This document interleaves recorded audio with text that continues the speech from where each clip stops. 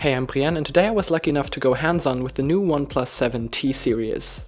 If you want to get a 7T series device anyway and support my work at the same time, you can use my OnePlus affiliate link in the description. This especially makes sense because through that link you get €10, pounds or dollars off. Later I will also tell you what I think of the regular 7T that has already been announced 2 weeks ago, but now was also confirmed for Europe, and it's arguably the much more interesting device in terms of value. But for now let's focus on what's actually new with the OnePlus 7T Pro and its McLaren Edition. Not really a whole lot has changed with the 7T Pro from the 7 Pro that was announced earlier this year. To be honest, I don't even think this refresh was necessary in the first place. They probably just did it to not make it completely uncompetitive with the regular 7T. They also only spent about 30 seconds talking about it on stage, so what did change? Of course you get a slightly bigger battery with the new Warp Charge 30T that we already know from the 7T, which should speed up charging times even more from the 7 Pro, without the need for a new charger and cable.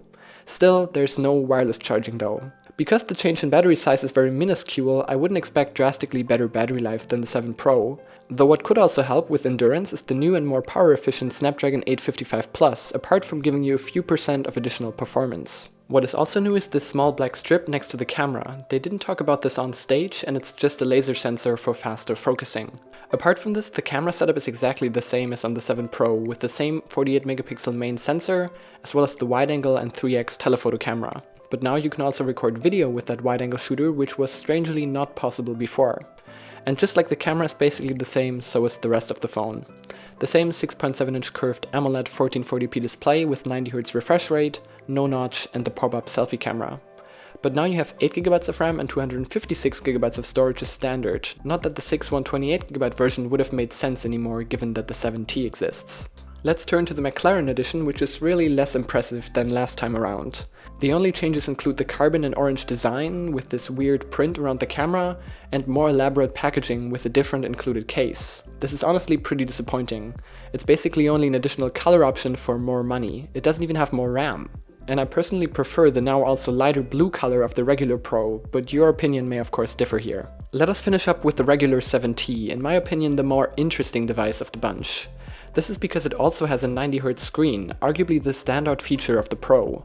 And having that at this lower price point is pretty awesome. Though of course on here the front camera is housed in a water drop notch instead of the pop-up mechanism, which along with the non-curved sides some might actually prefer. Just as great as the display is the triple camera setup from the Pro trickling down to the regular version.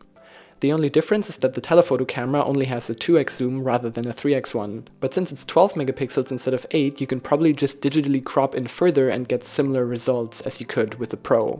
I'm also a big fan of the new lighter blue color of the 7T, since that was previously also reserved for the Pro. When compared to the 7 from earlier this year, which was basically just a 6T, you also get a bigger battery and of course the new Warp Charge 30T that I mentioned before, along with the upgrade to the Snapdragon 855 Plus and 8GB of RAM as standard.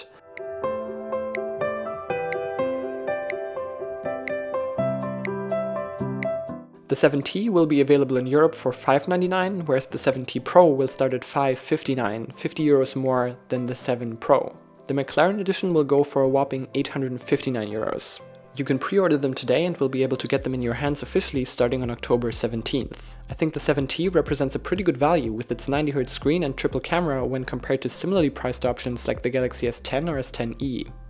But I don't really think the €160 price increase for the Pro is worth it. Basically the only thing you get is the curved higher resolution screen without the notch.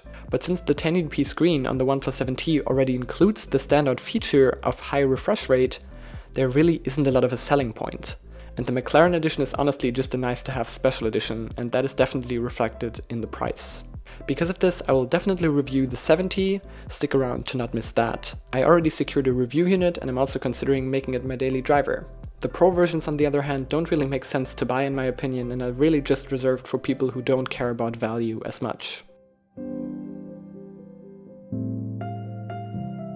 Thanks to OnePlus for hosting this event in Cologne today, and thank you for watching. If you enjoyed this video, you know which buttons to press, and don't forget to press that follow button on Twitter. I'm Brian, and I'll see you in the next one.